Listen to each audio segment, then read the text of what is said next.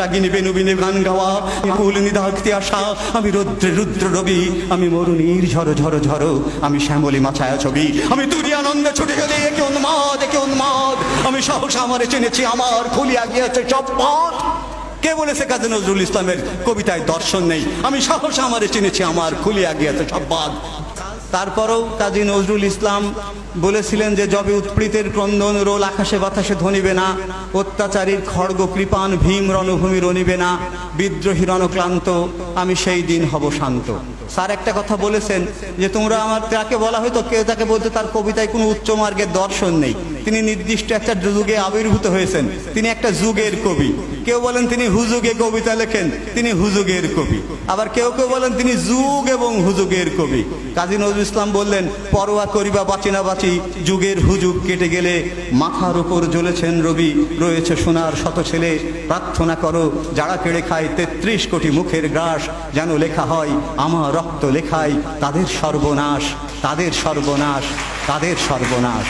তাহলে যুগ হুজুগ যাই বলো না কেন মেনে নেবো, কিন্তু এক জায়গায় মানবো না। প্রাবন্ধিক একেবারে তার জীবনের ধারাবাহিকতা আলোচনা করতে গেলে কারাগার থেকে একেবারে শেষ প্রান্তে এসে যে প্রসঙ্গটা এনেছেন সেটা হচ্ছে সঙ্গীত জীবন। নজরুলের সঙ্গীত জীবন বাদ দিয়ে কোনোদিন সমৃদ্ধ প্রবন্ধ হতে পারে না। আর স্যার সেই কাজটা অত্যন্ত সার্থকতার সাথে করেছে।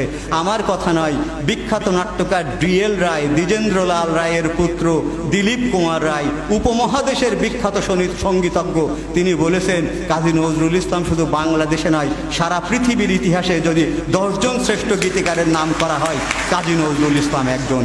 পৃথিবীর ইতিহাসে যদি শ্রেষ্ঠ 10 জন গীতিকারের নাম উল্লেখ করা হয় তারই কাজী নজরুল ইসলাম একজন। মোর প্রিয়া হবে সোরানি দেব খোপাই তার আর ফুল, তুমি আমার প্রিয়তম হবে। আমি তো গরিব মানুষ, আমি তো কবি, আমার তো টাকা পয়সা নেই, তোমার খোপায় আমি কি দেবো? আকাশের থেকে তারা নিয়ে ফুল বেড়ে খোপা বেঁধে দেবো। কর্ণে দুলাবো তৃতীয়া তিথির চৈতি চাঁদের দুল, চৈত মাসে 3 দিনের যে চাঁদ উঠেছে সেইটা নিয়ে এসে তোমার কানের দুল বানিয়ে দেবো। কণ্ঠে তোমার ঝোলাবো বালিকা হংস শাড়ির দুলানো মালিকা, আকাশ থেকে যে হাঁস সারিবদ্ধভাবে চলে যাচ্ছে সেই হাঁস ধরে নিয়ে এসে তোমার গলায় মালা বানিয়ে দেবো। বিজলি জরির ফিতায় জড়াবো মেঘের রং এলো চুল, বিজলি জরির ফিতায় জড়াবো মেঘের রং এলো চুল। আকাশে বিদ্যুৎ চমকায়, বৃষ্টি হয়ে যাওয়ার পরে ছোট ছোট ছোট ছোট বিদ্যুৎ চমকায়, ওই ফিতে নিয়ে এসে তোমার মেঘের মতো যে কালো এলো চুল আছে তাই বেঁধে দেবো। এর চেয়ে রোমান্টিকতা কি থাকতে পারে? আমরা গজল বিষয়টা নিয়ে একটু ভুল ধারণা আছে। আমরা বলি না এবার গজল পরিবেশন করবেন অমুক, আসলে গজল হামদ নাতে রসুল শানে খুদা, শানে খুদা হচ্ছে হামদ, আর নাতে রসুল রসুলকে স্মরণ করে যেটা লেখা হয়। আর গজল হচ্ছে আরবি, ফার্সি, উর্দু, হিন্দি শব্দ সমন্বয়ে যে গান রচনা করা হয় সেটাই হচ্ছে গজল। আর এই গজল 1926 সালে প্রথম রচনা করেছিলেন কাজী নজরুল ইসলাম। গুল বাগিচায় বুলবুলি তুই, গুল বাগিচায় বুলবুলি তুই, এই যে আলগা করগো খোপার বাঁধন দিল বাই মেরা ফাস গাই, এই যে মেরা ফাসকাই, এগুলো হিন্দি শব্দ বাংলার সাথে মিলেমিশে একাকার হয়ে যাচ্ছে। তারপরে পদ্মার ঢেউরে মোর শূন্য হৃদয় পদ্ম নিয়ে যা, চোখ গেল কেন ডাকিস রে চোখ গেল পাখি, অথবা মোর ওই যে মোরা আর জনমে হংস মিথুন ছিলাম, ছিলাম নদীর ধারে, যুগল প্রেমে এসেছি গো আবার মাটির ঘরে। রাগিনী বেনুবিনে গান গাওয়া, আমি আকুল নিদাঘতে আসা, আমি রৌদ্রে রুদ্র রবি, আমি মরুণীর ঝড়ো ঝড়ো ঝড়ো, আমি শ্যামলী মাছায়া ছবি, আমি তুরি আনন্দে ছুটে গেলে একে উন্মাদ একে উন্মাদ, আমি সাহস আমারে চিনেছি আমার খুলিয়া গিয়েছে সব পথ। কে বলেছে কাজী নজরুল ইসলামের কবিতায় দর্শন নেই? আমি সাহস আমারে চিনেছি আমার খুলিয়া গিয়েছে সব বাদ।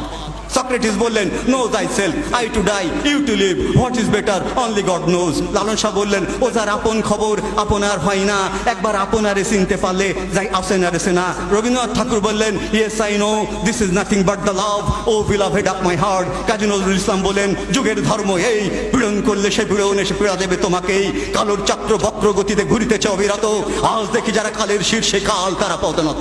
এর চেয়ে দর্শন সমৃদ্ধ কথা কি আর থাকতে পারে? আমার আপনার চেয়ে আপন যে আমি খুঁজি তারে আপনার। এই যে মরমিবাদ, এই যে সুফিজম, এই যে মিস্টিসিজম, সমস্ত কিছুকে তিনি আয়ত্ত করেছিলেন। তিনি প্রেমের কবি, তিনি তারুণ্যের কবি, তিনি বিদ্রোহের কবি, তিনি বিপ্লবের কবি, তিনি অসাম্প্রদায়িক চেতনার কবি, তিনি স্বাধীনতা সংগ্রামী, তিনি বিপ্লবী। একটি মানুষের মধ্যে অসংখ্য গুণের সমন্বয় যদি পৃথিবীতে কোনো কবির থেকে থাকে তাহলে একমাত্র কাজী নজরুল ইসলাম। তিনি পৃথিবীর ইতিহাসে একমাত্র কবি যিনি সশ্রম কারাদণ্ড ভোগ করেছেন 1 বছর। লাঠিমার ভাঙড়ে তালা, যত সব বন্দিশালায় আগুন জ্বালা, আগুন জ্বালা ফেলু পাড়ি। এই শিকল পড়া ছল মোদের, এই শিকল পড়া ছল, এই শিকল দিয়েও শিকল তোদের করবে রে বিকল। এই সমস্ত গান গেয়ে তিনি বিদ্রোহ এবং বিপ্লবের দামামা ছড়িয়ে দিয়েছিলেন। চমৎকার একটি প্রসঙ্গ উপস্থাপন করা হয়েছে যে নজরুল ইসলাম বাংলা কবিতায় যে অসম্ভব শব্দ সম্ভারকে সৃষ্টি করেছে, বাংলা সাহিত্য, বাংলা শব্দ ভাণ্ডার অনন্তকাল ধরে তার ঋণ শোধ করতে পারবে না। বাজিছে দামামা বাদরে আমামা শির উঁচু করি মুসলমান, দাওয়াত এসেছে নয়া জামানায় ভাঙা কেল্লায় ওড়ে নিশান। একটাও বাংলা শব্দ নেই, সব আরবি ফার্সি শব্দ।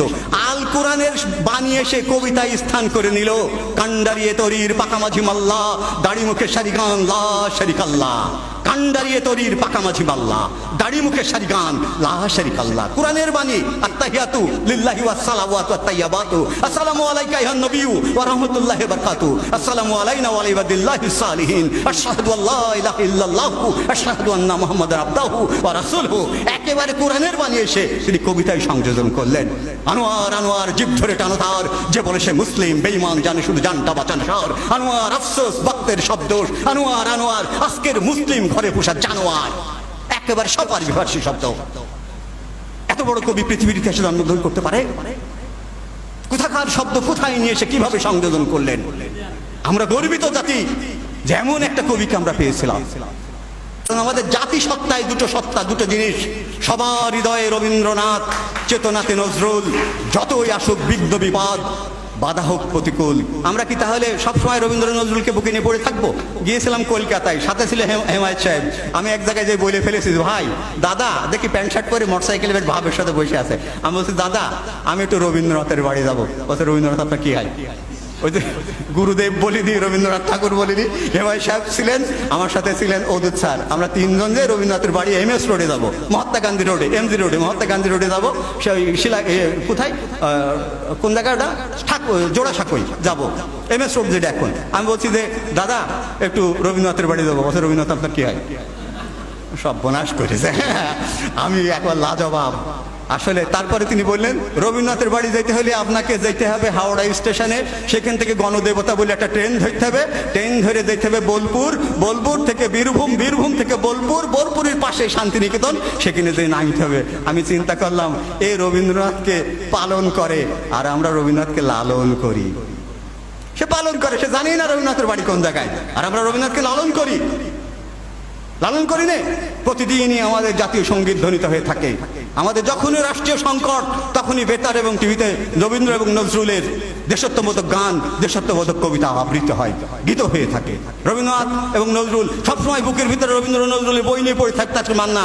তারা হচ্ছে সেই দার্শনিক সত্তা, যখন জাতীয় সংকট আসবে, সেই যাবতীয় সংকট উত্তরণের জন্য তারা পৃথিবীর অমীয় বাণী যেগুলো দিয়ে গেছে, সেগুলোই সমানভাবে প্রাসঙ্গিক হয়ে থাকবে।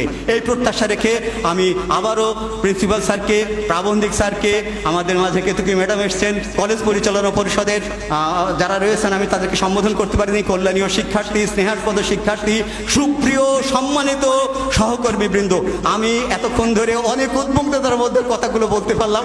আমি যদি কোনো ভুল করে থাকি, আমার উদ্বিগ্নতা থেকে স্যার একটু মনে মনে রাগ করেছে, আমি ক্ষমা চেয়ে নিচ্ছি স্যার। আসলে আমার একটু আবেগের ব্যাপার ছিল তো, আমি ছেলেকে বলে দিয়েছি ফোন করে, বাবা রেকর্ড করে ফেল পেন ড্রাইভ দিয়ে। আমি পরে এসে দেখছি, স্যার আপনার কাছে আমি আবারও ক্ষমা চাচ্ছি স্যার, আমি একটু উদ্বিগ্ন ছিলাম, তবে আমি প্রত্যেকটা কথা শুনেছি।